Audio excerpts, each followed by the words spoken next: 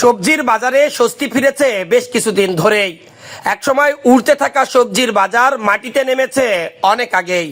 এতে খুশি ক্রেতারা, তবে এতে দুশ্চিন্তায় হতাশাগ্রস্ত হয়ে পড়েছে বাংলার কৃষকরা। সবজির দাম এত পরিমাণ কমে গেছে যে তাতে উৎপাদন খরচও উঠছে না কৃষকদের। আজ জানিয়ে দেব ঝিনাইদহের শৈলকুপা উপজেলার স্থানীয় ভাটই বাজারে বিভিন্ন সবজি কি দামে বিক্রি হচ্ছে তার বাজার দর। আজ সকালে স্থানীয় ভাটই বাজারে প্রতি কেজি আলু খুচরা বাজারে বিক্রি হচ্ছে 40 টাকা কেজি।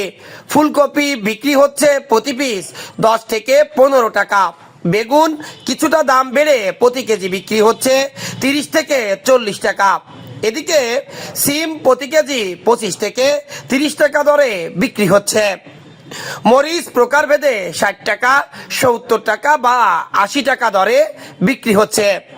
এছাড়াও কিছুদিন আগে 100 থেকে 150 টাকা কেজির টমেটো বিক্রি হচ্ছে আজ ভাটই বাজারে মাত্র 50 টাকা কেজি দরে।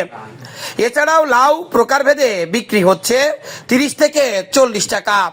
ওলকপি বিক্রি হচ্ছে প্রতি কেজি মাত্র 20 টাকা দরে।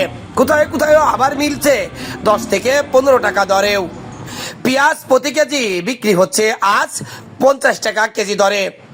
রসুন প্রতি কেজি এখনো বিক্রি হচ্ছে 220 টাকা থেকে 240 টাকা দরে। এছাড়াও মূলা প্রতি কেজি বিক্রি হচ্ছে মাত্র 10 থেকে 15 টাকা কেজি দরে। এছাড়াও অন্যান্য শীতকালীন সবজিও অত্যন্ত কম দামে বিক্রি হচ্ছে ভাটই বাজারে। Desk report, eagle TV news.